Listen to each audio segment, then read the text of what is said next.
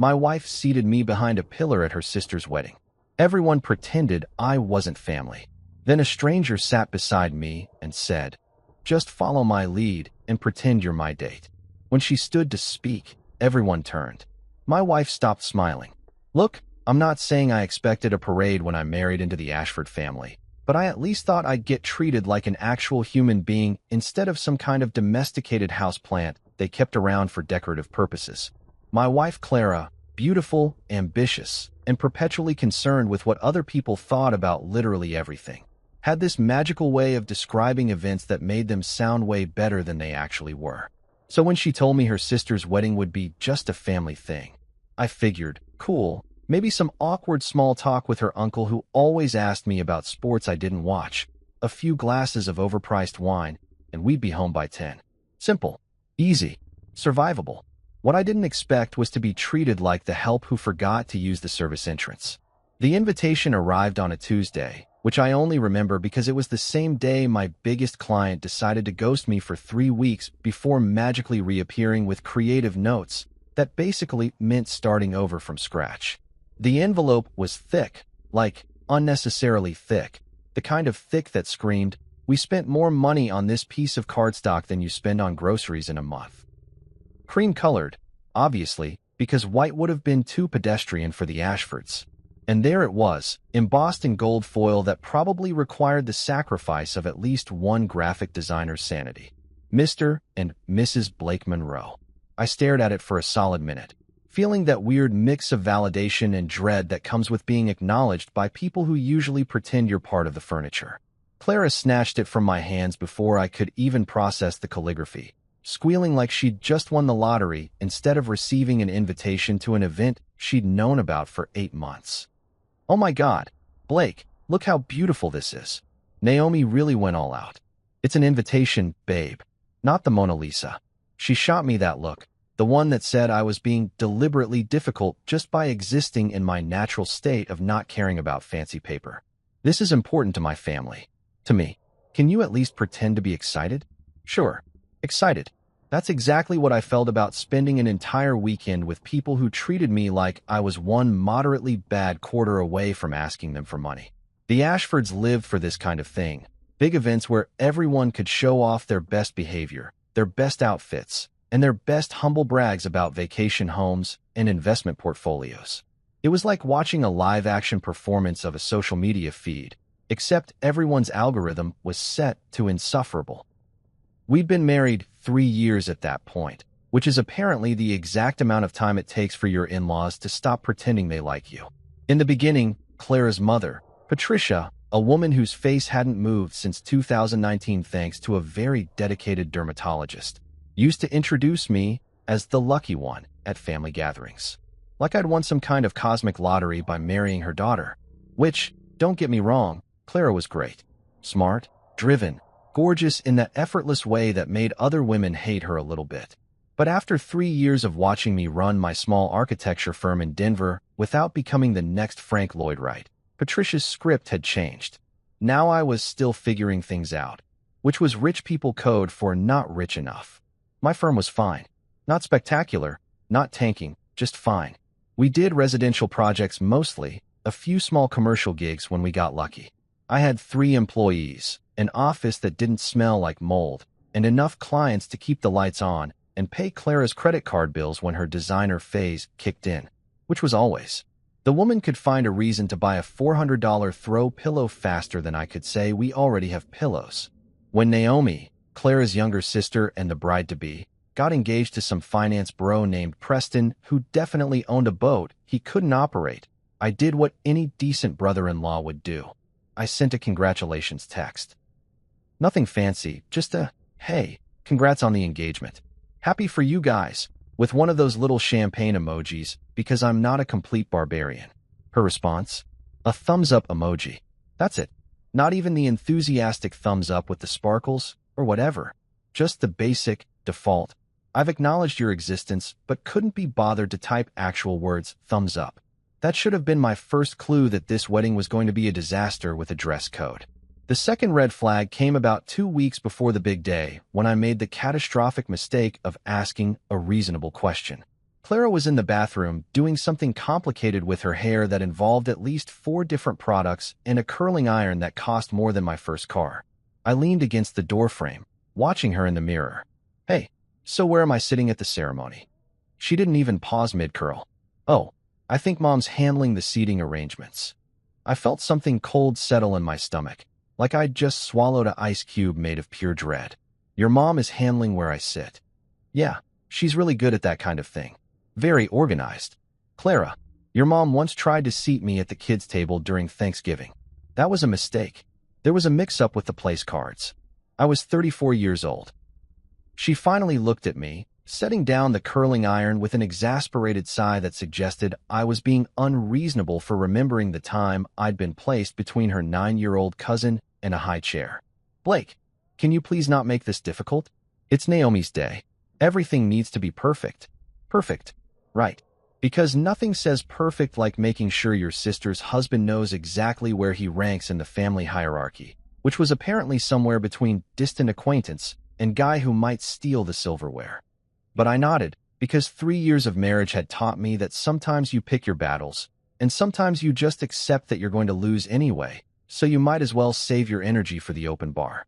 The week leading up to the wedding was a blur of Clara's stress testing every outfit she owned, asking my opinion, and then completely ignoring it when I gave it. Does this dress make me look washed out? No, you look great.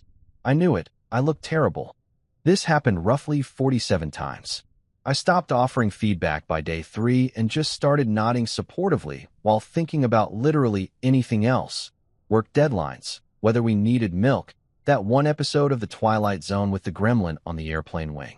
The night before we left for the wedding, Clara had her entire side of our walk-in closet spread across our bed like a fabric bomb had detonated.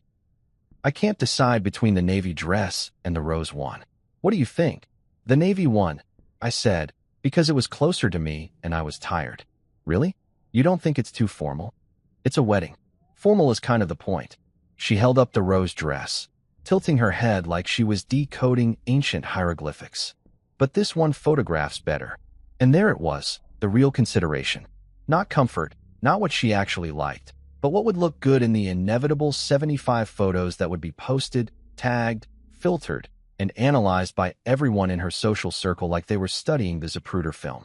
I wanted to say something about how maybe, just maybe, she should wear what made her happy instead of what would get the most likes. But I was smart enough to know that conversation would end with me sleeping on the couch.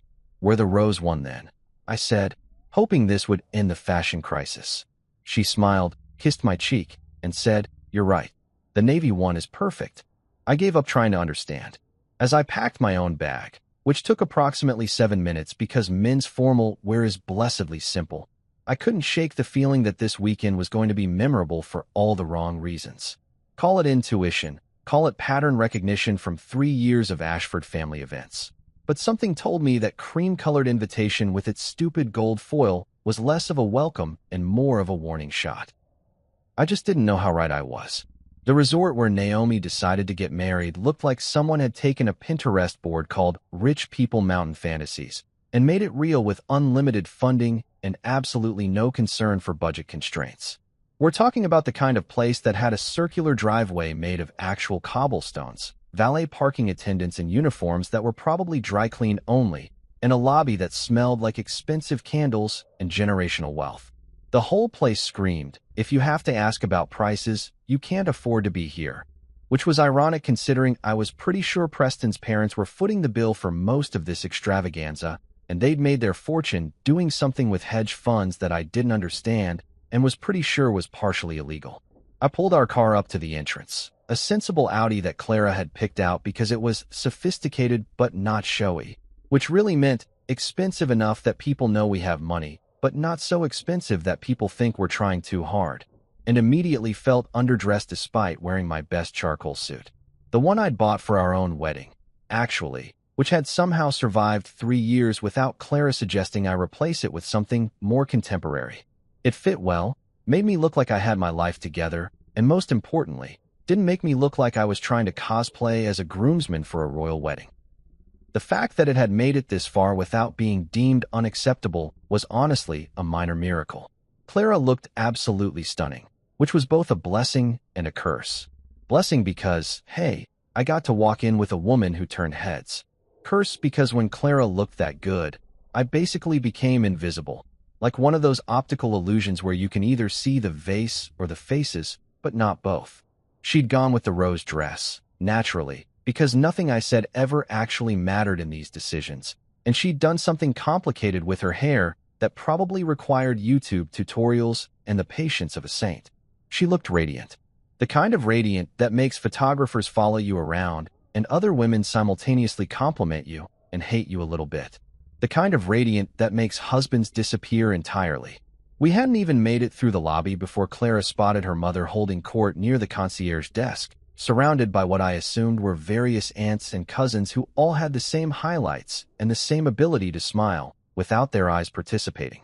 Oh my God, there's Mom. I need to go say hi. Blake, can you grab our bags from the car? The valet is literally taking the car right now, I said, watching our Audi disappear around the corner with a kid who looked about 19 and definitely knew how to drive stick better than I did. Well, check us in then. I'll meet you at the room. Love you. She kissed my cheek, a quick, distracted peck that felt more like muscle memory than affection, and then she was gone, practically speed walking across the marble floor in heels that cost more than my monthly health insurance premium.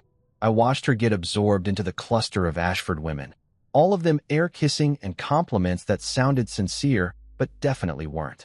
I stood there for a moment, alone in a lobby full of wedding guests who all seemed to know each other, holding Clara's designer purse because she'd shoved it at me before disappearing. Cool. Great. This was going exactly how I'd imagined. Check-in took forever because apparently our room reservation had been made under Patricia's account, which meant I had to explain 3 separate times that yes, I was supposed to be here, no, I wasn't crashing the wedding, and yes, I was actually married to Clara Ashford Monroe, even though the hyphenated last name only appeared on her social media and literally nowhere else. The desk clerk, a young woman with immaculate patience and a name tag that said Jennifer, finally found our reservation and handed me 2 key cards with an apologetic smile that suggested she dealt with families like the Ashfords regularly and had developed impressive coping mechanisms. Our room was nice, I'll give them that. Mountain view, king bed with approximately 47 decorative pillows that would immediately be thrown on the floor, and a bathroom with one of those rain shower heads that made regular showers feel like disappointments. I texted Clara to let her know which room we were in and got back a thumbs up, which apparently was the family's preferred method of communication when they couldn't be bothered with actual words. I changed into my suit, checked myself in the mirror to make sure I looked like someone who deserved to be at this wedding, and headed down to the ceremony area. The event coordinator had sent out a detailed schedule that broke down the entire weekend into 15-minute increments, like we were all attending a corporate retreat instead of a celebration of love. According to the itinerary, I had 45 minutes before the ceremony started, which gave me plenty of time to find my seat and contemplate my life choices. The ceremony space was set up outside on this massive lawn that overlooked the mountains, and I had to admit, it was gorgeous. Rows and rows of white chairs with those fancy covers that made them look less like folding chairs and more like miniature thrones. Flowers everywhere, and I mean everywhere, in arrangements that probably cost more than my first car. There was a string quartet set up near the altar, playing something classical that I didn't recognize, but made me feel simultaneously cultured and poor. The whole setup looked like it belonged in a magazine spread titled Weddings That Will Make You Feel Bad About Your Life. I wandered toward the seating area, looking for the section where family was supposed to sit, figuring I'd be somewhere near the front since, I was married to the maid of honor. That's when I saw the place cards, each one written in the same elaborate calligraphy as the invitation, each one positioned with the kind of precision that suggested someone had used a ruler and possibly a protractor. I found mine pretty quickly because my name basically jumped out at me like a neon sign in a dark alley. Blake Monroe. Row 12. I counted. Front row, row 2, row 3, yeah, row 12. Behind a decorative pillar that was, I'm sure, described as rustic and charming in the planning documents, but was really just a convenient way to block the view of anyone unfortunate enough to be seated behind it.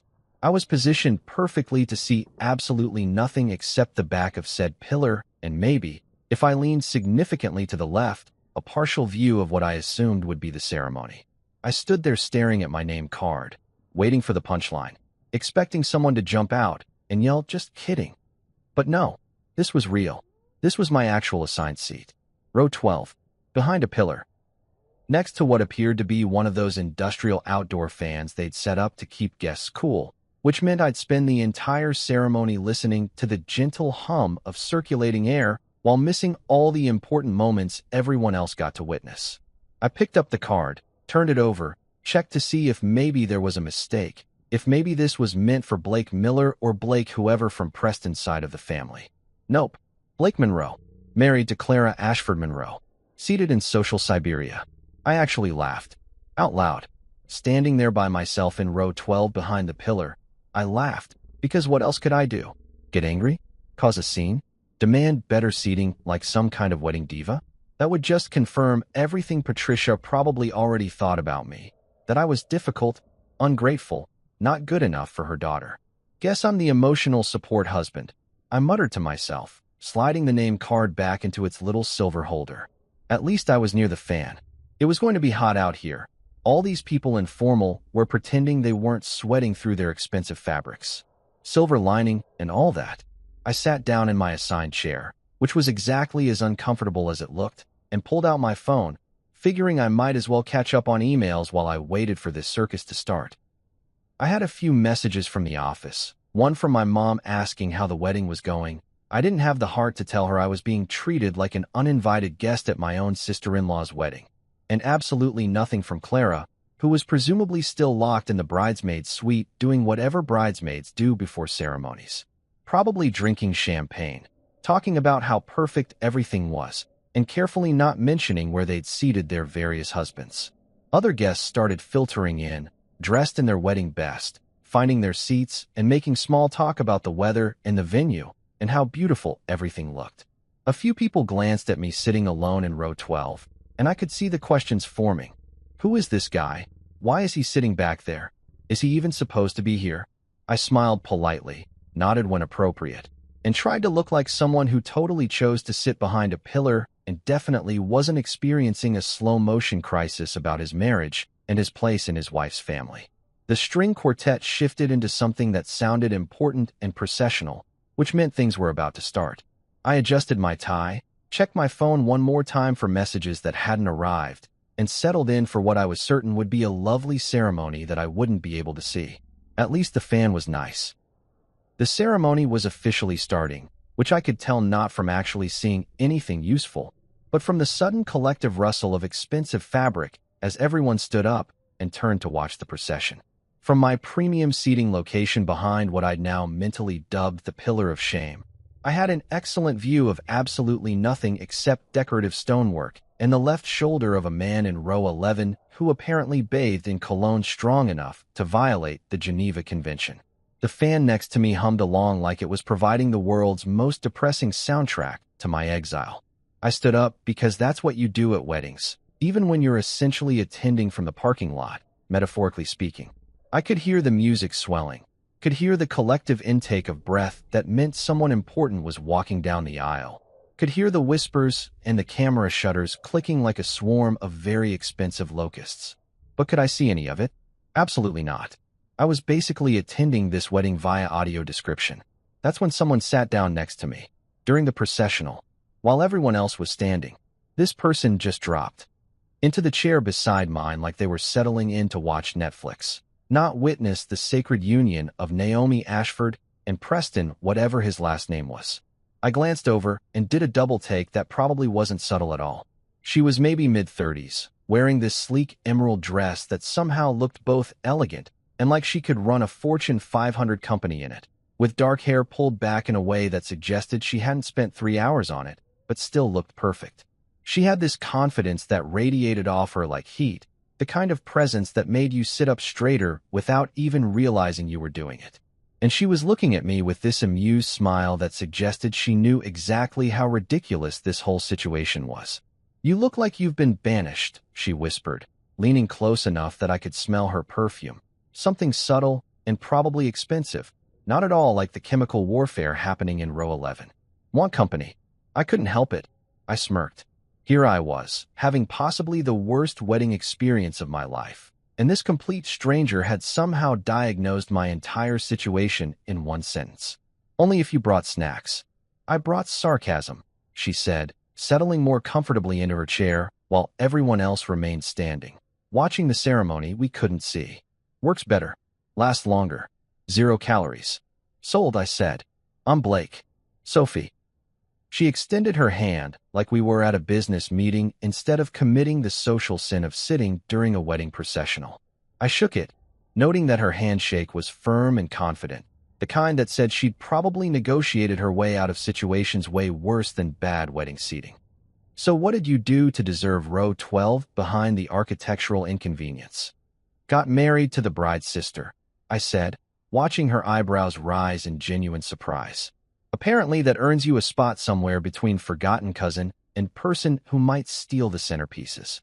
"Brutal," Sophie said, and she actually sounded impressed by the audacity of it.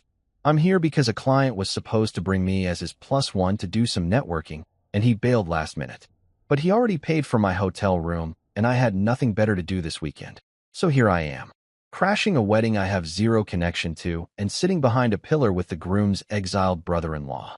"That's either really sad or really funny," I said. "It's both. That's what makes it perfect." Everyone finally sat down as the officiant started talking, his voice carrying over the sound system they'd set up. I could hear him just fine, could hear every word about love and commitment and two souls becoming one. But I still couldn't see anything except the back of that pillar, and now, thankfully, Sophie, who was providing running commentary in whispers that were just quiet enough not to disturb anyone, but just loud enough for me to hear. "Wait, is that the bride?" she whispered, leaning toward me. "I literally can't see anything. This pillar is offensive." "Welcome to my world," I murmured back. "And yeah, probably. Unless they're doing some kind of bait-and-switch situation. Would explain the seating arrangement. Maybe they're hiding you from the real bride." I had to bite my lip to keep from laughing out loud. There was something about Sophie's complete irreverence for the whole situation that was incredibly liberating. She didn't know these people, didn't care about their opinions, and wasn't invested in maintaining the careful social performance that everyone else seemed committed to. She was just here, making jokes, treating this whole expensive production like the absurd theater it kind of was. The officiant continued his speech about love and partnership, hitting all the standard wedding cliches with the enthusiasm of someone who'd definitely given this same speech at least 40 times before. Sophie leaned closer, her shoulder touching mine. "Okay, here's what we're going to do. When he asks everyone to rise for the vows, we're going to stand up, and you're going to pretend we're together." I looked at her, certain I'd misheard. "What?" "Trust me," she said, and there was something in her eyes. Mischief, maybe, or just the pure chaotic energy of someone who decided to make their own entertainment. "Follow my lead." "Sophie, I don't think. Do you want to spend this entire ceremony being invisible, or do you want to have some fun?" She had a point. A really good point, actually. I'd already been relegated to the worst seat in the house, already been essentially erased from my own family's event. What did I have to lose by playing along with whatever Sophie had planned? My dignity. Pretty sure that had been checked at the door when I found my name card in row 12. "Fine," I said. "But if this goes badly, I'm blaming you."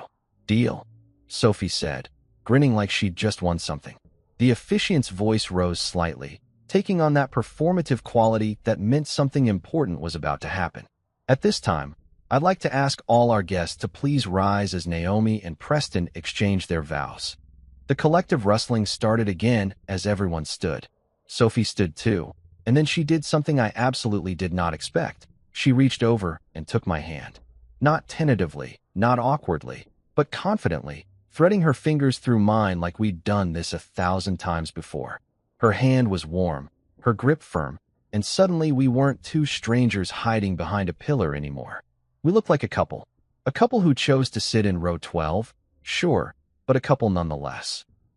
I should have pulled away, should have laughed it off, made it clear this was ridiculous. But I didn't. Maybe it was the absurdity of the whole situation, or maybe it was just nice to feel like I was part of something instead of an afterthought, but I squeezed her hand back. And that's when I saw Clara. She was standing up at the front with the other bridesmaids, holding a bouquet that probably cost more than my suit, and she was looking directly at me. Or more accurately, she was looking at me holding hands with a woman in an emerald dress who definitely wasn't her. I watched in real time as my wife's face went through a journey of emotions: confusion, recognition, disbelief, and then something that looked suspiciously like anger mixed with shock. Her perfectly composed expression, the one she'd probably been practicing in the mirror for weeks, cracked just slightly. Her smile faltered. Her eyes narrowed. And for the first time since we'd arrived at this stupid resort, Clara Ashford Monroe looked genuinely affected by my presence. Sophie must have noticed my reaction because she leaned in, still holding my hand, and whispered, "Is that her? The sister?" "No," I said quietly. "That's my wife." Sophie's grin got wider. "Oh, this is even better than I thought." Several other people had noticed our joined hands by now. I could see heads turning slightly, could feel the weight of attention shifting toward row 12 like we'd suddenly become interesting. An older woman 2 rows ahead actually turned around fully, her eyes traveling from our linked hands up to our faces, her expression suggesting she was already composing the text message she'd send to her friends about the drama she'd witnessed. The bridesmaids were definitely noticing. One of them, I think it was Clara's cousin Michelle, leaned over and whispered something to Clara, who responded without breaking eye contact with me. If looks could kill, I'd have been dead 3 times over. But here's the thing. I didn't let go of Sophie's hand. Maybe it was petty. Maybe it was childish. Maybe it was 3 years of being treated like an accessory, finally boiling over into one moment of rebellion. Or maybe it was just really, really satisfying to finally be seen. The officiant continued with the vows, Naomi and Preston probably saying something beautiful and meaningful, but I wasn't paying attention anymore. I was too busy having a silent standoff with my wife across 50 feet of lawn and 11 rows of designer-clad wedding guests. Sophie squeezed my hand slightly, a gesture that felt like solidarity, like she was saying, "I've got your back," without words. When the couple finally finished their vows and everyone sat back down, Sophie released my hand slowly, deliberately, making sure everyone who was watching saw that we'd been holding hands by choice, not accident. She settled back into her chair and leaned toward me. "So," she whispered, "on a scale of 1 to 10, how much trouble are you in?" I thought about the look on Clara's face, about the conversation we'd inevitably have later, about how this moment would probably be dissected and analyzed by her entire family before the reception even started. 11, I said. "Definitely 11. Sophie smiled. "Good. That means we're doing it right." The ceremony continued in all its overly orchestrated glory, and I have to say, watching a wedding you can barely see while sitting next to a woman who just helped you commit social terrorism is a surprisingly entertaining experience. The officiant had moved on from the vows to that part where he talks about the sacred bond of marriage like he's narrating a nature documentary about endangered species, his voice dripping with the kind of artificial gravitas that suggested he'd taken a weekend course on how to sound profound at weddings. Sophie had pulled out her phone, which, yes, was incredibly rude during a ceremony, but we'd already crossed so many social boundaries that one more didn't seem to matter, and was scrolling through what appeared to be work emails with the focus of someone who'd completely checked out of caring about wedding etiquette. Every few seconds, she'd lean over and whisper commentary that had me struggling not to laugh out loud like an idiot. "Okay, but seriously," she murmured, her eyes still on her phone. "Does he think he's performing Shakespeare?" That last bit about 2 hearts beating as one was so cheesy I think I'm lactose intolerant now. I covered my mouth with my hand, pretending to cough to hide the fact that I was absolutely losing it. A woman in row 11, not the cologne guy, thankfully, but his equally judgmental companion, turned around and gave us a look that could have curdled milk. Sophie smiled at her sweetly, the kind of smile that said, "I see you judging me, and I literally could not care less," and went back to her phone. From what I could see around the pillar, which wasn't much, but I'd figured out if I leaned significantly to the left and craned my neck at an angle that would probably require physical therapy later, I could catch glimpses of the ceremony. Things were proceeding exactly as planned. Naomi looked beautiful in what I assumed was a dress that cost more than a small car. Preston looked like every other finance bro in a tuxedo, and everyone was dutifully playing their roles in this elaborate production of upper-class wedding theater. The officiant launched into a reading about love that I'm pretty sure was from Corinthians, because it's always from Corinthians at weddings, and Sophie leaned over again. $50, says her vows rhyme. That's a sucker's bet, I whispered back. Of course they rhyme. This whole thing is choreographed within an inch of its life. Fine. $50, says they rhyme and mention something about journeys or adventures. Deal, I said, because even though I was pretty sure she was right, the idea of having a side bet going during this ceremony made the whole experience significantly more bearable. Sure enough, when Naomi started her vows, which I could hear perfectly well through the sound system even if I couldn't see her face, she got about 3 sentences in before dropping both journey and adventure in the same breath, followed by something about 2 souls finding their way that definitely rhymed with every day. Sophie held out her hand for a fist bump, which I gave her, and the woman in row 11 turned around again, her expression now suggesting she was considering calling security. Ma'am, we're just celebrating love, Sophie said to her with perfect sincerity, and I had to bite the inside of my cheek to keep from absolutely losing it. Preston's vows were somehow even more predictable. Lots of stuff about being his best self and building a future together, with the kind of corporate speak that made me think he'd probably workshop these with his executive coach. Sophie mimed falling asleep, her head tilting dramatically to one side, and I had to look away because I was genuinely worried I was going to start laughing and not be able to stop. The thing was, without Sophie there, this would have been miserable. I'd have been sitting alone behind this stupid pillar, listening to a ceremony I couldn't see, feeling sorry for myself, and composing angry mental speeches about family dynamics and respect that I'd never actually deliver. But with Sophie providing running commentary like the world's most sarcastic sports announcer, it had transformed from humiliating into something almost fun. Sure, I was still in row 12. Sure, my wife was probably mentally drafting divorce papers. But at least I wasn't bored. The officiant moved into the ring exchange, his voice rising with practiced emotion. These rings represent an unbroken circle of love, a promise that they represent 2 months of Preston's salary and a very patient jeweler, Sophie whispered, and I actually snorted, which I tried to cover with another fake cough that fooled absolutely no one. I caught another glimpse of Clara through the gap between the pillar and someone's oversized hat. She was still staring at me with an expression that somehow managed to combine fury, confusion, and the kind of cold calculation that suggested she was already planning exactly how this conversation would go later.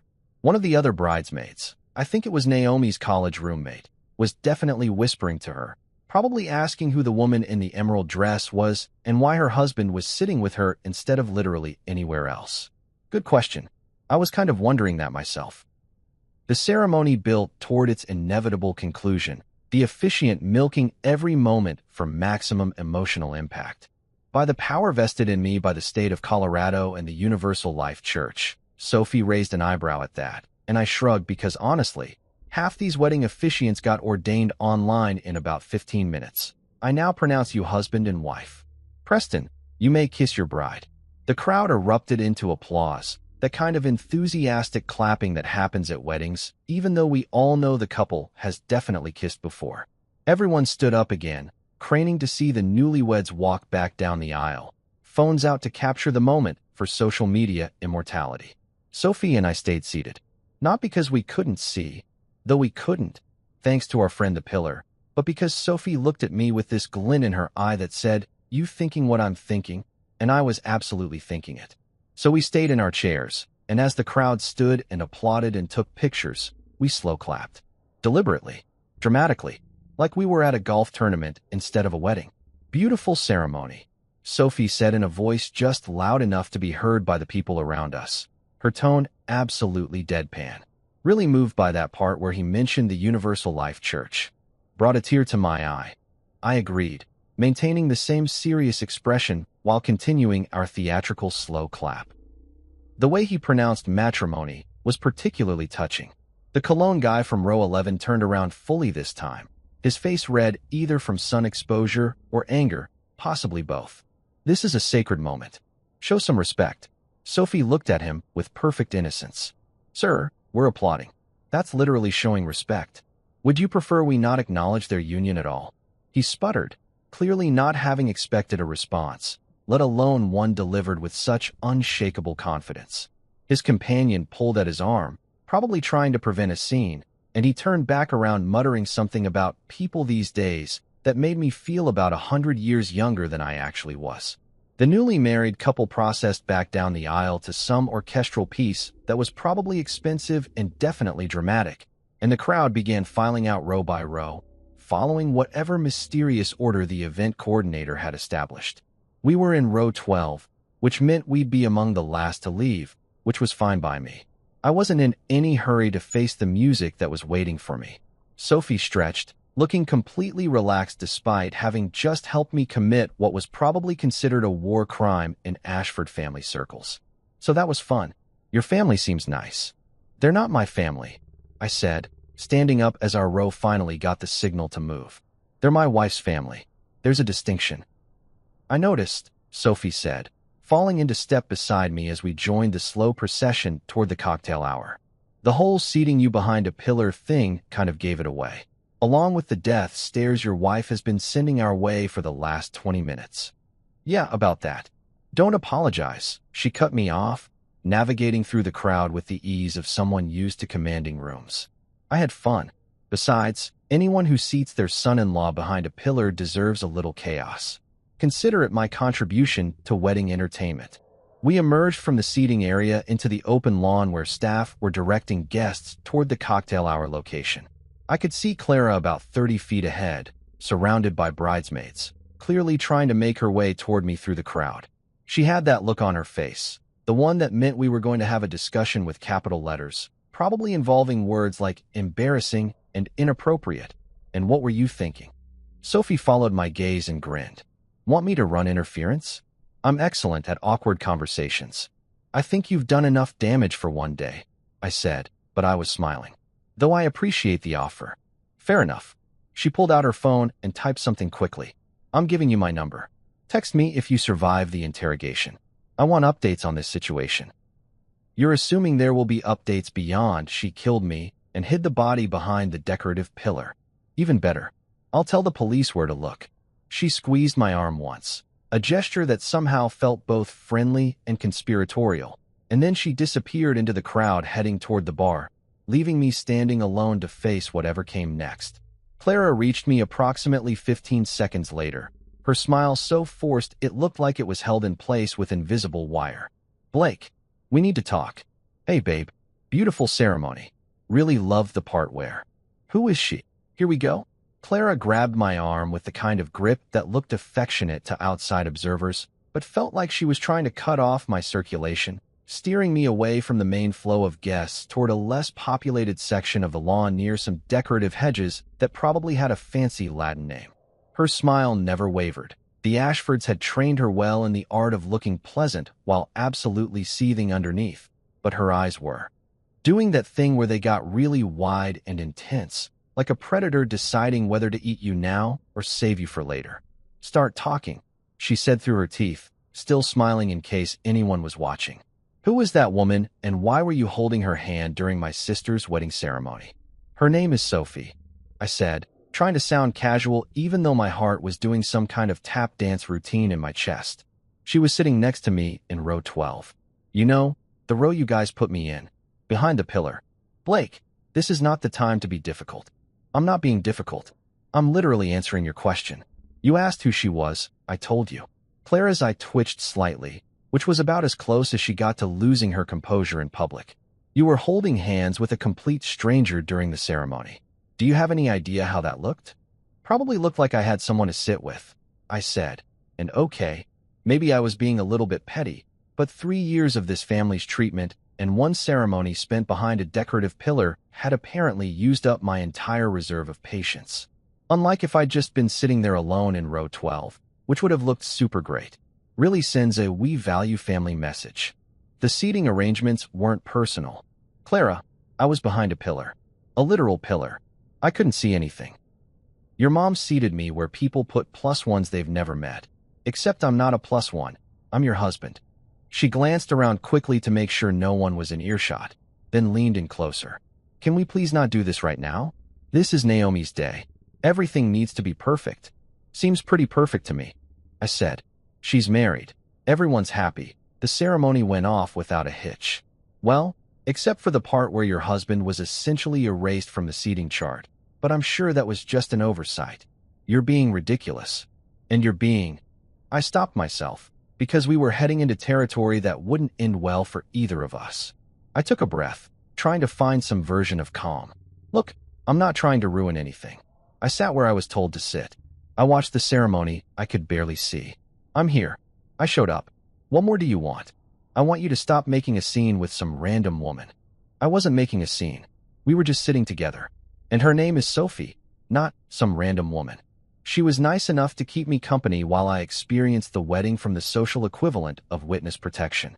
Clara opened her mouth to respond, but we were interrupted by Patricia materializing out of nowhere like some kind of judgmental ghost in a lavender mother-of-the-bride dress that probably cost more than my car. There you two are. Clara, darling, they need you for photos. Blake. She said my name like it was something unpleasant she'd found on her shoe. You're welcome to join us for the family portraits. The fact that she said it like she was doing me a favor, like I should be grateful for the permission to appear in photographs with my own wife's family, made something inside me snap just a little bit more. That's okay, Patricia. I think I'll hit the cocktail hour. Wouldn't want to ruin the aesthetic. Patricia's smile got tighter. It's really not a problem. We have time for a few with extended family. Extended family. That's what I was. Extended. Like a warranty nobody wanted to purchase but felt obligated to consider. Blake, Clara hissed, her hand still on my arm. Don't be like this. I'm not being like anything. Your mom said it's not a problem, which implies it could be a problem, so I'm just removing the potential problem from the equation. You go take your photos. I'll be at the bar, probably making friends with other extended family members. I gently extracted my arm from Clara's grip and walked away before either of them could say anything else, heading toward the cocktail hour area where I could see a very promising bar setup and, more importantly, escape from this conversation. Behind me, I could hear Clara saying something to her mother in a hushed, urgent tone, but I didn't turn around. I just kept walking. The cocktail hour was set up on a different section of the lawn, this one with high-top tables scattered around and servers circulating with trays of food that looked beautiful and tasted like absolutely nothing. Seriously, rich people food is the weirdest thing. It's like they're competing to see who can make the most expensive ingredients taste the most bland. I grabbed something that might have been salmon off a passing tray, ate it in one bite, and immediately regretted it because it was definitely salmon, but somehow tasted like absolutely nothing except expensive disappointment. The bar was doing good business, which made sense because everyone needed alcohol to get through these things. I ordered a whiskey, Maker's Mark, because I'm not fancy, but I'm also not a monster, and scanned the crowd for Sophie. Found her almost immediately, because she was the only person who looked like she was actually enjoying herself instead of performing enjoyment for an invisible audience. She was standing near one of the high tops, talking to an older gentleman who looked very important and very boring. And when she saw me approaching, she lit up like I was rescuing her from a hostage situation. Blake, there you are. Mr. Henderson, this is Blake Monroe. He's in architecture. Blake, this is George Henderson. He's in finance. We shook hands. George gave me the kind of assessment that guys in finance always give, trying to calculate my net worth based on my suit and watch. And then he excused himself to go network, which is what rich people call drinking while talking about money. Sophie immediately dropped the polite smile she'd been wearing and took a sip of her wine. Thank God you showed up. He was explaining cryptocurrency to me like I was 5 years old. I literally work in financial consulting. I probably understand Bitcoin better than he does. You know what Bitcoin is? I asked, taking a sip of my whiskey and immediately feeling better about life. I know it's a scam that tech bros use to feel smart. Does that count? I laughed, actually laughed, the kind that comes from your stomach instead of just your throat. That's the best definition I've ever heard. So, she said, leaning against the high top and giving me her full attention. How did it feel to survive interrogation? You still have all your limbs, so I'm assuming it went okay. Define okay. My wife thinks I was trying to humiliate her. Her mother thinks I'm ungrateful for not jumping at the chance to be in extended family photos. And I'm pretty sure I just walked away from a conversation that's going to come back to haunt me later. Sounds like a successful cocktail hour to me, Sophie said, clinking her wine glass against my whiskey. Welcome to the rebellion. We claimed our corner of the cocktail hour like it was our personal territory, waving off servers with their tiny, tasteless food and making our own entertainment. Sophie told me about her job consulting for egotistical CEOs who thought they were geniuses but couldn't read a basic financial report. I told her about my architecture firm and how I'd gotten into it because I genuinely loved designing spaces, but spent most of my time now dealing with clients who wanted their houses to look like they belonged in magazines instead of being, livable. Do you ever get clients who want things that are actually impossible? She asked. All the time. Last month, someone wanted floor-to-ceiling windows that didn't let any light in because they didn't want glare. I was like, that's called a wall. You're describing a wall. She nearly spit out her wine. Please tell me you said that. I said it diplomatically. Something about managing solar exposure through strategic design choices. But yeah, I meant wall. You're good at the corporate speak thing. I'm impressed. 3 years married to Clara taught me how to say nothing in a lot of words. Sophie raised her eyebrows, but didn't comment, which I appreciated.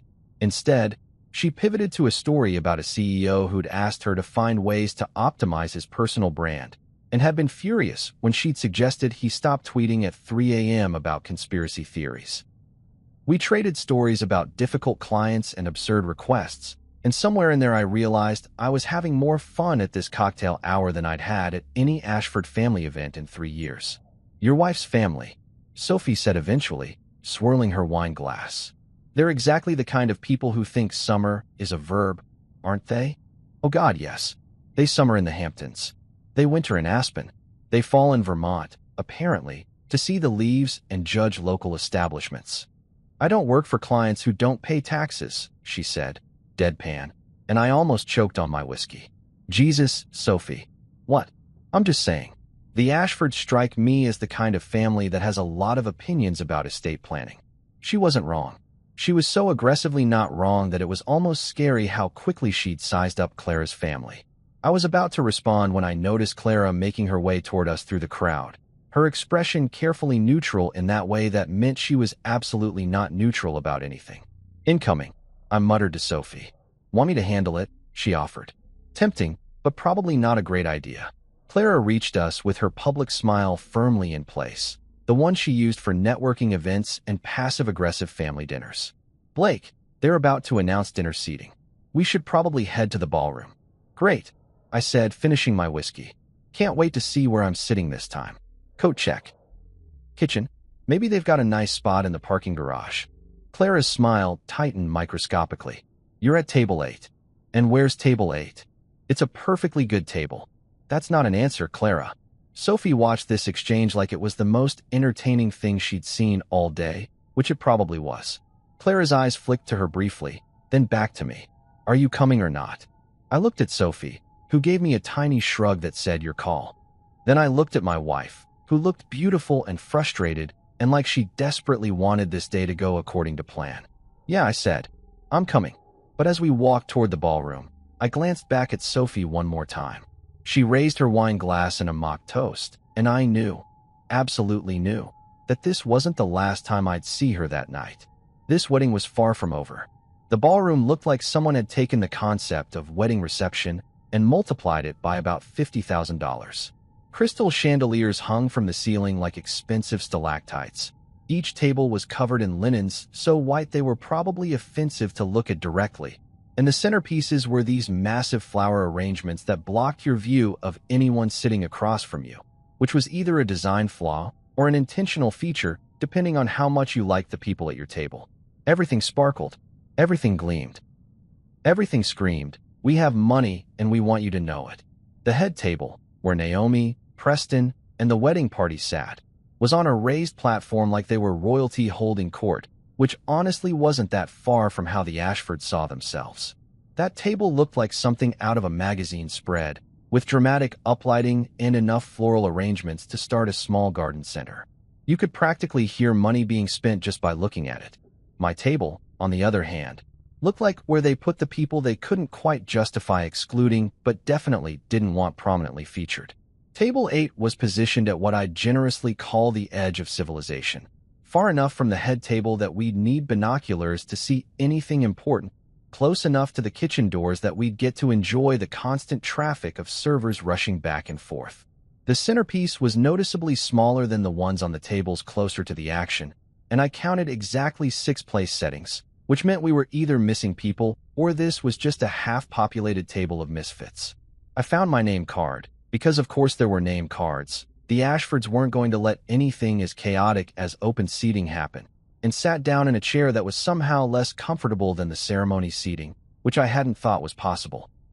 To my left was an empty seat. To my right was someone named Jeffrey Patterson, who hadn't arrived yet, and across from me were 3 more empty seats with names I didn't recognize.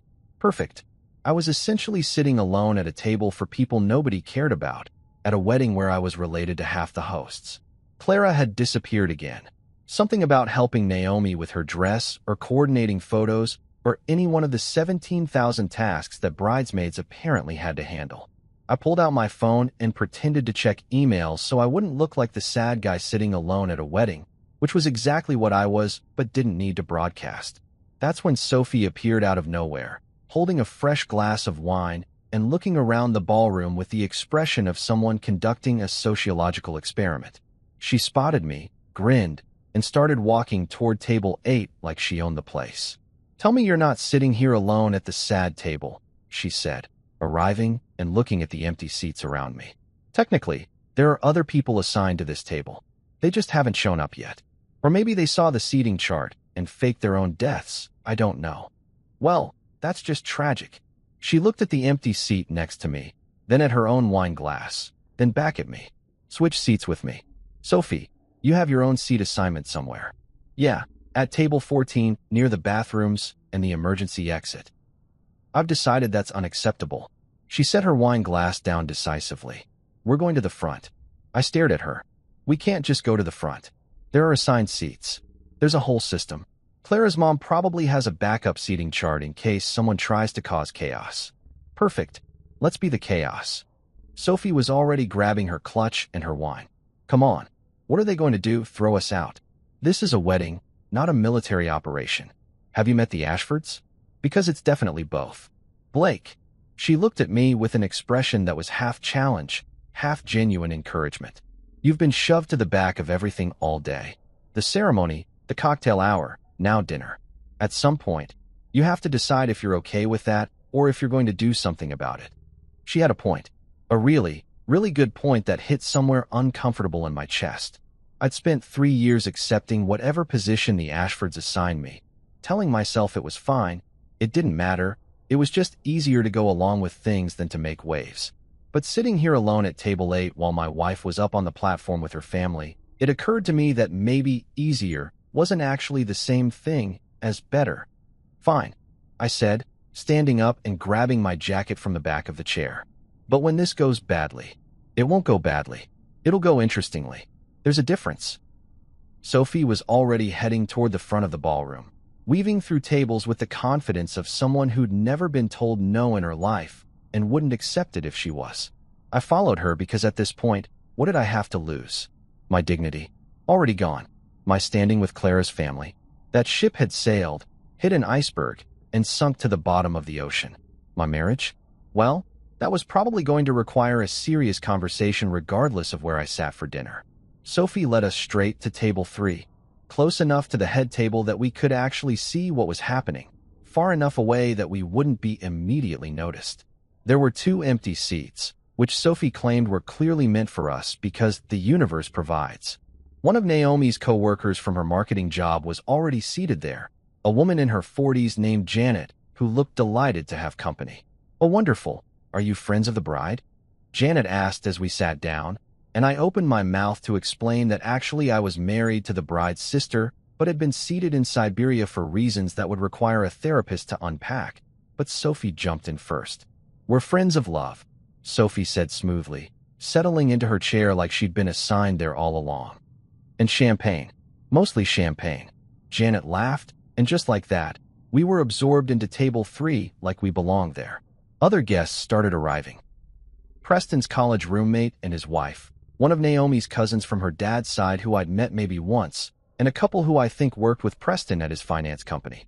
Everyone was friendly, making small talk about the ceremony and how beautiful everything looked, and not one person questioned why we were there. Well, except for Clara, who I caught staring at me from the head table with an expression that suggested she was mentally composing a very long list of grievances. I smiled at her and raised my water glass in a small toast. Her eye twitched. Score 1 for the guy who usually sat quietly and accepted his fate. The servers started bringing out the first course, some kind of salad with ingredients I couldn't identify and a dressing that tasted like someone had mixed balsamic vinegar with good intentions. Sophie leaned over and whispered, "This salad costs more than my car payment and tastes like expensive grass clippings." "At least it's expensive," I whispered back. "Imagine if it was cheap grass clippings." She snorted into her wine glass, which made the guy across from us, Preston's college roommate, whose name I'd already forgotten, look up with interest. "Not a fan of the salad?" "Oh, it's lovely," Sophie said without missing a beat. "I just have very strong opinions about arugula. It's a controversial vegetable." "It's a leaf," I pointed out. "Even more controversial." And somehow, just like that, we were integrated into table 3. People laughed at Sophie's jokes, asked me about my work when they found out I was in architecture, and generally treated us like we were supposed to be there. It was the most included I'd felt at an Ashford event in 3 years, and it was entirely because I'd broken the rules and sat somewhere I wasn't supposed to. The photographer made her way around the room, taking candid shots of tables, and when she reached ours, she asked everyone to squeeze in for a group photo.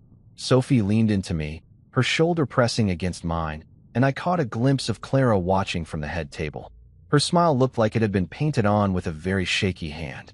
The photo flash went off, capturing what I'm sure was a beautiful image of Table 3 and their 2 uninvited guests who looked like they were having the time of their lives. Because honestly, we kind of were. Dinner progressed through multiple courses that all looked like abstract art and tasted like they'd been designed by someone who thought flavor was vulgar. There was a fish course that came with foam, actual foam, like someone had taken soap and decided it belonged on a plate, and some kind of beef tenderloin that was probably very expensive but had been cooked to the exact temperature of "we're trying too hard." Sophie provided running commentary on each course like she was reviewing them for a food magazine that specialized in rich people's questionable choices, and I had to keep taking sips of water to avoid laughing too obviously. "This foam," she whispered, poking it with her fork like it might fight back, "is what happens when chefs watch too much Food Network and not enough reality." "It's deconstructed," said Preston's college roommate. I'd learned his name was Trevor, and he was exactly as boring as that name suggested, with complete seriousness. "It's supposed to represent the essence of the sea." "The essence of the sea is salt water and dead fish," Sophie said pleasantly. "This is just bubbles with delusions of grandeur." I genuinely had to cover my face with my napkin because I was losing it. Trevor looked confused, his wife looked amused, and Janet was openly laughing, which made me feel slightly less terrible about the fact that we were essentially mocking the very expensive meal someone had paid a fortune for. From the head table, I could see Clara engaged in what looked like an intense conversation with her mother, both of them occasionally glancing in my direction like they were discussing a problem that needed solving. Which, fair enough, I guess I was a problem at this point. But here's the thing. I'd been a quiet, accommodating, invisible problem for 3 years. If I was going to be a problem anyway, I might as well be an interesting one. The clinking of glasses started as dessert was being served, some kind of deconstructed wedding cake that came in individual portions and probably cost more per bite than my hourly rate. The best man stood up, adjusting his microphone with the kind of nervous energy that suggested he'd written his speech on the plane ride here. His toast was exactly what you'd expect. Stories about Preston in college that were supposed to be funny, but mostly just revealed that Preston had been exactly the same in his 20s as he was now. A few jokes about marriage that had been recycled from every best man's speech since the dawn of time, and a heartfelt conclusion about love and happiness that sounded sincere enough. Everyone clapped politely. Preston looked emotional in that way guys do when they're trying not to cry, but also want everyone to know they're sensitive. Naomi dabbed at her eyes with a napkin that probably cost $15. Then it was Clara's turn. As maid of honor, she got to do the sister's speech, and I'll give her credit. She was good at this. Clara could work a room like nobody's business, knew exactly how to modulate her voice for maximum emotional impact, and had clearly rehearsed this speech enough times that it sounded spontaneous while being completely choreographed. She talked about growing up with Naomi, about their relationship as sisters, about watching Naomi find love with Preston and knowing it was real because of some story about how he brought her coffee every morning or something equally designed to make everyone feel things. The whole speech was beautiful, heartfelt, and managed to not mention her own husband even once. Not a single reference to her own marriage, to us, to anything that might suggest she had a partner in the room. It was like I'd been edited out of her personal narrative, deleted from her story like a scene that didn't make it into the final cut. Sophie leaned over during the applause that followed Clara's speech. Did she just give an entire toast about love without mentioning that she's married? "Welcome to my life," I muttered, clapping along with everyone else because what else was I going to do? "That's actually impressive in a really depressing way," Sophie said, and I couldn't tell if she was joking or genuinely sympathetic, maybe both. The speeches seemed to be wrapping up. Naomi's dad had done his father of the bride thing earlier, Preston's parents had tag-teamed something about family and unity, and now it looked like we were moving toward the cake-cutting and dancing portion of the evening. I was actually relieved, thinking maybe I could survive the rest of this night without any more drama. And then Sophie stood up. She stood up, picked up her champagne glass, and tapped it with her knife. Not aggressively, but loud enough that people at nearby tables turned to look. My heart dropped directly into my stomach and possibly kept going straight through the floor. "Sophie," I hissed, "what are you doing?" "Something interesting," she whispered back, then raised her voice to address the room. "Hi everyone. Sorry to interrupt, but I just wanted to say something if that's okay." The room went quiet in that way that happens when someone does something unexpected at a formal event. Not quite awkward yet, but definitely surprised. The DJ lowered the music. People at other tables turned to look. Up at the head table, I could see Naomi looking confused, Preston looking mildly annoyed, and Clara looking like she was watching her worst nightmare unfold in real time. Sophie smiled, completely unbothered by the attention, comfortable in a way that suggested she'd given impromptu speeches before and would absolutely do it again. "I wasn't supposed to speak tonight. I'm not family. I'm barely even a proper guest, honestly. But I've been watching everyone talk about love and commitment and what those things mean, and I wanted to add something." She paused, letting the silence build, and I swear to God I stopped breathing. What was she doing? This was insane. This was social suicide. It's really nice to see what unconditional love looks like, Sophie continued, her voice carrying across the ballroom with perfect clarity. Some people go their whole lives without experiencing it, without knowing what it feels like to be seen, to be valued, to be treated like they matter. And I think that's really sad. The room was completely silent now, everyone hanging on her words, trying to figure out where this was going. I could see people exchanging glances, could feel the collective confusion building. Sophie's smile didn't waver. "So I wanted to make a toast," she said, raising her champagne glass higher. "To those who still show up, even when they're made invisible. To the people who sit in the back row, behind pillars, at table 8, and still choose to be present. To everyone who's ever been treated like an afterthought but stayed anyway, because that's what real commitment looks like." She turned slightly, her glass now clearly directed toward me, her expression warm and genuine and absolutely calculated to cause maximum impact. "To those who deserve better than they've gotten." Every single head in the ballroom turned to look at me, not subtly, not discreetly. Full head turns, like I was a car accident they couldn't look away from. I felt my face get hot, felt the weight of probably 200 pairs of eyes all focused on the guy sitting at table 3 where he definitely wasn't supposed to be, with a woman who definitely wasn't his wife, receiving a toast that was definitely calling out every single thing that had been wrong with this entire day. Sophie maintained eye contact with me, still smiling, waiting for me to respond. The silence stretched out, got uncomfortable, started to become unbearable. I had two choices: sink into my chair and wish for death, or own this moment. I stood up, slowly, deliberately, making sure everyone could see. I raised my water glass, because I'd finished my champagne somewhere around the foam course, and met Sophie's eyes across the 3 feet of space between us. "To showing up," I said, loud enough for nearby tables to hear, quiet enough that it felt personal, even when nobody wants you there. We clinked glasses. The sound seemed impossibly loud in the quiet ballroom. And then, because the universe apparently wasn't done with me yet, a few people started clapping. Just a smattering at first. Trevor and his wife, Janet. A few people from neighboring tables who either appreciated the sentiment or just felt awkward about the silence. But it grew, became something closer to actual applause, and suddenly we were having a moment in the middle of Naomi's wedding reception. Up at the head table, Clara's face had gone through several colors and settled on something close to white. Her mother looked like she'd swallowed something poisonous. Naomi looked confused and slightly annoyed that attention had shifted away from her on her special day. And Preston just looked blank, probably trying to calculate if this was going to affect the schedule. Sophie sat back down, looking extremely pleased with herself, and leaned over to whisper, "That went well." "We have very different definitions of well," I whispered back, sitting down before my knees could give out from the adrenaline. "Clara's going to kill me. Like, actually murder me. They're going to find my body in a decorative fountain. At least you'll die having been seen," Sophie said cheerfully, taking a sip of her champagne. "That's more than you had this morning." She wasn't wrong.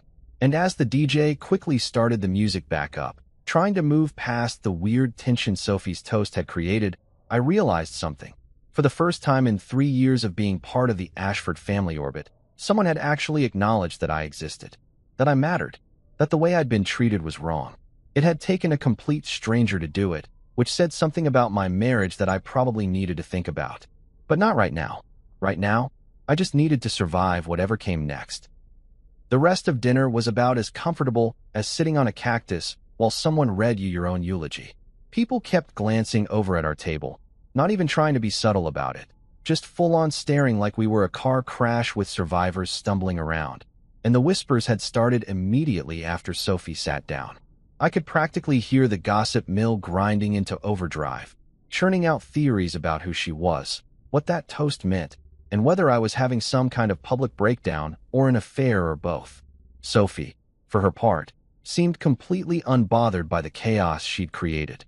She ate her deconstructed cake with the focus of someone who hadn't just delivered a speech that would probably be discussed at Ashford family gatherings for the next decade, occasionally commenting on the texture of the frosting or the architectural integrity of the sugar flowers. Meanwhile, I was sitting there trying to figure out if there was a polite way to fake a medical emergency and evacuate before Clara could corner me. Spoiler alert, there wasn't. The cake cutting happened, Naomi and Preston doing that thing where they feed each other tiny bites while everyone took photos, managing to be both adorable and vaguely threatening as Preston smashed a little bit of cake on Naomi's face in what was supposed to be playful, but looked kind of aggressive. The first dance happened, some song that was probably meaningful to them, but sounded like every other wedding slow song ever written. More photos, more champagne, more speeches from relatives who thought everyone wanted to hear their opinions on marriage despite most of them being divorced at least once. I was trying to blend into the background again.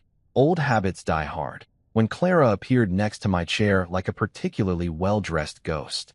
She didn't say anything at first, just stood there radiating fury in a way that was honestly impressive considering she was still maintaining that public smile. Sophie noticed her arrival and made a show of checking her phone, giving us the illusion of privacy even though everyone within a 10-foot radius was definitely listening. Outside, Clara said quietly, "Now." It wasn't a request. I stood up, nodded apologetically to the table even though I had nothing to apologize for, and followed my wife through the ballroom toward one of the side exits that led to a terrace overlooking the mountains. The view was probably stunning, all dramatic peaks and sunset colors, but I wasn't really paying attention to the scenery because I was too busy preparing for what was about to be a very unpleasant conversation. The door closed behind us, cutting off the music and chatter from inside, and suddenly it was just the two of us in the rapidly cooling evening air. Clara rounded on me immediately, her composure finally cracking now that we were alone. "Who the hell is she, Blake?" "I told you already. Her name is Sophie. She was sitting next to me at the ceremony." "I don't care where she was sitting. I want to know why she just gave a speech about you in the middle of my sister's wedding reception." Clara's voice was getting louder, climbing toward a register I rarely heard from her. "Do you have any idea how humiliating that was? Everyone is talking about it. My mother is furious." "Of course your mother is furious. Your mother is always furious about something I do. Last Thanksgiving she was mad because I used the wrong fork for the salad course." "This isn't about forks, Blake. This is about you making a scene with some woman nobody knows. Her name is Sophie. I said again, more firmly this time. And she wasn't making a scene. She was making a point. What point? That you're embarrassing? That you can't handle one day of being part of this family without acting like a child? Something cold settled in my chest, the kind of cold that comes right before you say something you can't take back. Being part of this family? Clara, I was seated behind a pillar. At your sister's wedding. Behind an actual pillar where I couldn't see anything. Do you know how that felt? The seating arrangements weren't personal. Stop saying that. I actually raised my voice, which shocked both of us. I never raised my voice. That wasn't my style. But 3 years of swallowing frustration and one day of being treated like human garbage had apparently reached my breaking point. Stop pretending like it wasn't intentional. Your mom seated me there because that's exactly how your family sees me. As something to be hidden away, something that doesn't quite fit the image you're all trying to project. Clara's eyes got shiny, which usually meant tears were coming, but her voice stayed hard. You're being paranoid. My mother was just trying to organize a complicated seating chart. I'm your husband. I should have been at your table, or at the very least somewhere I could actually see the ceremony. But instead, I was in row 12 behind a pillar, like I'm some distant cousin nobody likes, but felt obligated to invite. And when I asked you about it before the wedding, you said your mom was handling it, like that explained everything. Like it was fine. Blake. And at dinner, I was at table 8. Table 8, Clara. Do you even know where table 8 is? It's next to the kitchen. It's where you put people when you can't justify excluding them entirely, but definitely don't want them anywhere important. She crossed her arms, defensive now. So you decided to just move yourself to a different table? To sit with some random woman and let her make toasts about you like you're some kind of victim? I am a victim of your family's obsession with appearances and status and making sure everything looks perfect for the outside world. Do you know what Sophie said to me during the ceremony? She said I looked like I'd been banished. And she was right. Because that's exactly what your family does. They banish me to the edges, keep me just visible enough that no one can accuse them of being rude, but far enough away that I don't mess up their perfect family portrait. Clara was definitely crying now, mascara starting to run slightly, which would have made me feel guilty any other time, but right now just made me tired. This is my sister's wedding, Blake. One day, I asked you for one day of just being normal, being supportive, not making things difficult. I didn't make anything difficult. I showed up. I sat where I was told.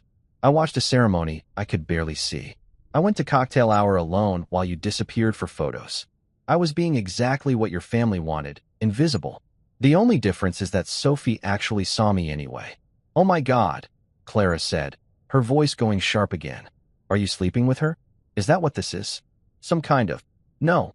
I actually laughed, which was probably the wrong response, but I couldn't help it. No, Clara. I met her today, at the ceremony, where I was sitting alone, behind a pillar.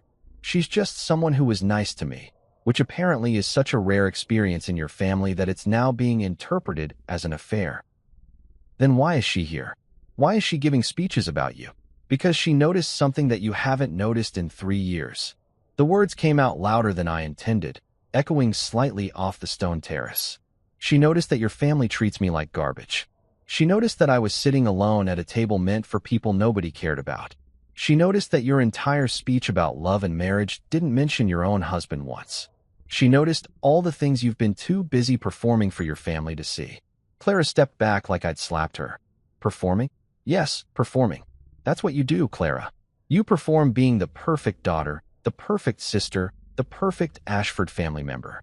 And somewhere in all that performing, I became just another prop in the show. Something you bring out when you need a husband for appearances, but otherwise just keep off stage. The silence that followed was brutal. I could hear the music from inside, muffled through the closed doors. Could hear the distant sound of someone laughing. Probably at something that wasn't nearly as funny as they thought it was.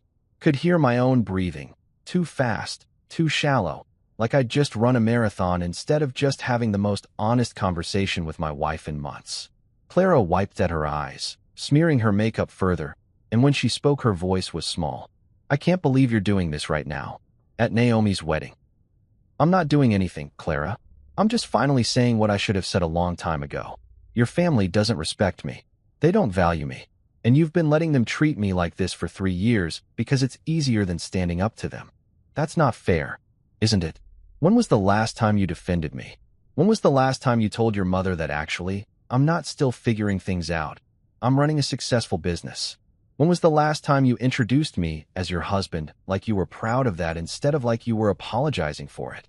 She didn't have an answer for that. Or maybe she did and just didn't want to say it out loud.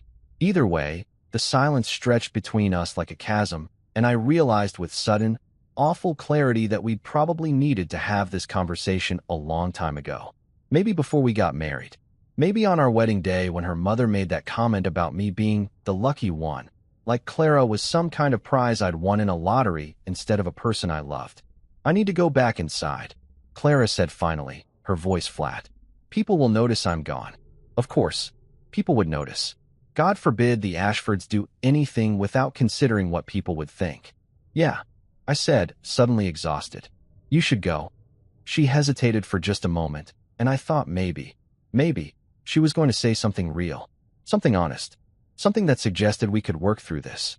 But then she just turned and walked back inside, the door closing behind her with a soft click that somehow sounded final. I stood there alone on the terrace, watching the sun finish setting behind the mountains, and pulled out my phone. I had a text from Sophie. You alive out there, or should I call search and rescue? Despite everything, I smiled. Typed back, alive, damaged, but alive. Her response came immediately, good, because I think we just became the most interesting thing to happen at this wedding. Also, your wife's mom is looking for you, and she has that expression people get before they commit murder. I looked through the glass doors and sure enough, there was Patricia, scanning the ballroom with the intensity of a hawk looking for prey. Time to face the music. Again. Still. Forever, apparently. But as I headed back inside, I realized something. I'd finally said what I needed to say. It hadn't fixed anything. Might have actually broken things further, but at least I'd been honest. And somehow, that felt better than 3 years of staying quiet. The week after the wedding was one of those special kinds of hell where nobody actually talks about the problem, but everyone knows there's a problem. So you just exist in this horrible limbo of passive-aggressive silence and meaningful looks that don't actually mean anything productive. Clara and I barely spoke during the 3-hour drive back to Denver, which was impressive considering we were trapped in a car together with nothing but the radio and our mutual resentment for company. She scrolled through wedding photos on her phone, because of course everyone had already posted 75 albums worth of pictures, occasionally sighing in ways that seemed designed to make me feel guilty, but mostly just made me tired. When we got home, she went straight to the bedroom and I went straight to the couch, which is where I'd been sleeping for the past 6 nights. Not because she explicitly told me to sleep there, but because the alternative was lying next to someone who was treating me like I'd personally ruined her sister's wedding by committing the heinous crime of being visible for 5 minutes. The couch was fine. Uncomfortable and too short for my frame, but fine. At least it didn't radiate disappointment and judgment at me while I tried to sleep. Work was a welcome distraction. I had a residential project that was going sideways because the clients kept changing their minds about literally everything. First they wanted contemporary, then they wanted traditional. Now they were sending me Pinterest boards of modern farmhouse, which isn't even a real architectural style. It's just what happens when you let HGTV make all your decisions. But dealing with indecisive clients was still better than dealing with my marriage. So I threw myself into revisions and site meetings and anything that kept me at the office longer than necessary. I hadn't heard from Sophie since the wedding, which made sense because why would I? She'd been a random stranger who'd witnessed my family drama and decided to make it her entertainment for the evening. Fun while it lasted, but not exactly the foundation for ongoing friendship. Or so I thought, until my phone buzzed during a client meeting with a text from an unknown number. Heard your wife's family called me your mistress. That's progress. At least they remember your name. I almost dropped my phone. Excused myself from the meeting. The clients were arguing about cabinet hardware anyway. They wouldn't miss me. And stepped into the hallway to call the number back. Sophie answered on the second ring, sounding amused. Blake, glad you saved my number. Or didn't delete it immediately, which I guess is the same thing. How do you know what Clara's family is saying about you? Oh, that. Yeah, funny story. Remember how I mentioned I do financial consulting? Well, it turns out I've been working with the firm that handles Preston's company's contracts. Small world, right? Anyway, I was in a meeting yesterday, and one of the junior partners mentioned something about a wedding disaster involving the bride's sister's husband and some woman who gave an inappropriate toast. Took me about 30 seconds to realize they were talking about us. I leaned against the wall, trying to process this information. You're working with Preston's company? Not directly with Preston, thank God. But yeah, his company contracts with a firm that I consult for. It's all very corporate and boring. Except for the part where I got to hear secondhand that the Ashford family has decided I'm a homewrecker who seduced you away from your loving wife with my feminine wiles and emerald dress. That's insane. That's rich people, Sophie corrected. They can't just accept that someone called out their bad behavior. So they have to create a narrative where they're the victims and we're the villains. It's actually kind of impressive how quickly they mobilized the rumor mill. Very efficient. I rubbed my face with my free hand, feeling a headache starting behind my eyes. I'm sorry you got dragged into this. Are you kidding? This is the most interesting thing that's happened to me in months. Do you know how boring financial consulting is? I spend my days explaining to men with MBAs why their innovative strategies are actually just accounting fraud with better PowerPoint presentations. This is entertainment. Despite everything, I laughed. You're insane. I prefer chaotically helpful, but sure. Listen, I'm texting you because I thought you should know what they're saying. But also because... She paused, and I could hear the smile in her voice. I may have overheard some other interesting things in that meeting. Things about the Ashford family that you might want to know. Sophie, what did you do? I didn't do anything. I just happened to be in a room where people were talking, and I happened to have very good hearing. For instance, did you know that your darling mother-in-law was bragging before the wedding about how she'd handled your seating arrangements? Apparently, she told several people, and I quote, "We kept Blake out of the main photos and seated him strategically so he wouldn't ruin the aesthetic." Actual words. Ruin the aesthetic. The headache got immediately worse. She said that, according to the junior partner, who heard it from his wife, who was at the bridal shower. Your mother-in-law literally told people she was hiding you because you didn't fit her vision for the wedding photos. Which, for the record, is absolutely unhinged behavior and also exactly what I suspected when I saw you behind that pillar. I should have been angry. I was angry, actually, somewhere under the exhaustion and resignation. But mostly I just felt validated in a sad way, like someone had finally confirmed that yes, the thing I'd suspected for 3 years was actually real and not just my paranoia. Blake, you still there?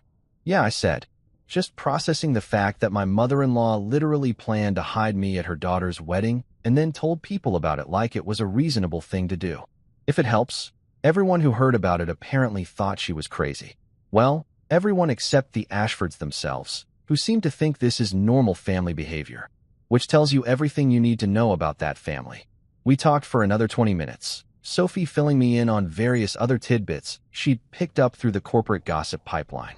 Apparently, Patricia had been on a campaign after the wedding to paint me as difficult and ungrateful, telling anyone who would listen that I'd embarrassed the family by sitting at the wrong table and associating with questionable people, by which she meant Sophie, who was literally a successful business consultant but didn't have the right last name or pedigree. The best part, Sophie said, is that Preston's boss was at the wedding. He saw the whole thing, your seating, my toast, all of it, and he thought it was hilarious. Told me at the meeting that he'd never seen someone call out that kind of subtle family toxicity so perfectly.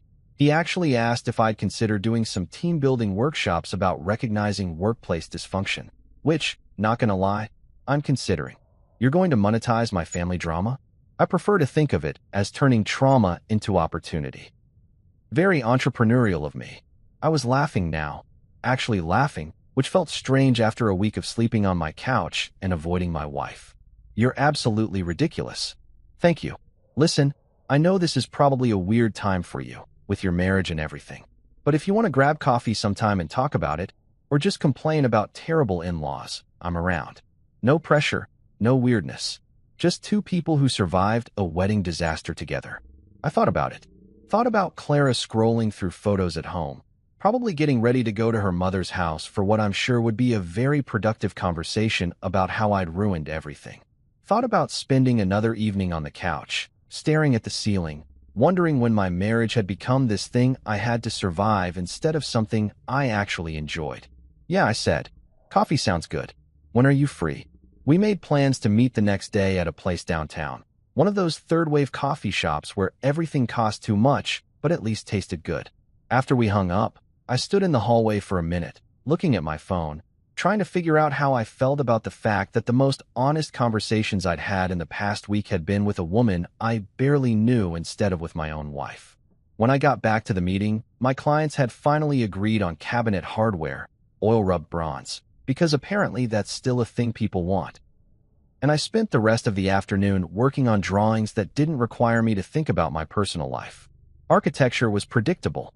You followed the codes, you made things structurally sound, you solved problems with logic and mathematics. Marriage, apparently, didn't work that way. That night, I got home to find Clara in the kitchen, making dinner like nothing was wrong, which was somehow worse than if she'd just yelled at me or thrown things. At least that would have been honest. "Hey," I said, setting my bag down by the door. "Hey, dinner in 20 minutes. Cool. I'm meeting a friend for coffee tomorrow, just so you know. After work." She didn't turn around from whatever she was chopping. Okay, that was it. No questions about who or where or why. Just okay. Like she'd stopped caring enough to even pretend to be interested in my life. Or maybe she knew exactly who I was meeting and had decided that engaging would just lead to another fight she didn't want to have. I went to the bedroom. Our bedroom, technically, even though I hadn't slept there in a week, and changed out of my work clothes. When I came back out, Clara had set the table for two, had poured wine, had even lit a candle like we were going to have some kind of romantic dinner instead of another silent meal where we both pretended everything was fine. We ate. We made small talk about her day and my day and nothing important. And the whole time, I couldn't stop thinking about Sophie's text, about Patricia literally planning to hide me at the wedding, about 3 years of being treated like an inconvenience that the Ashford family had to tolerate. And I thought, something has to change. I just wasn't sure yet what that change looked like, or if my marriage would survive it. 3 months later, Preston's company threw a gala. One of those corporate events where everyone pretended networking was fun instead of exhausting. Sophie texted me the invitation. Clara didn't know we'd stayed in touch, didn't know we met for coffee every couple weeks to complain about work and life and families that treated you like accessories.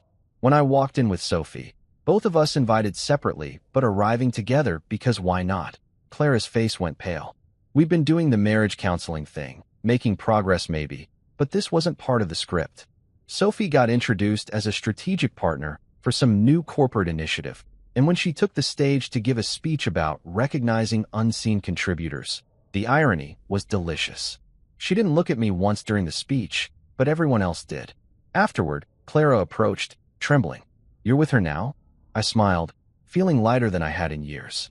She seated me in the front row this time. Walking out with Sophie, laughing about corporate politics and family drama, I realized revenge doesn't need planning. Sometimes it just needs better seating arrangements.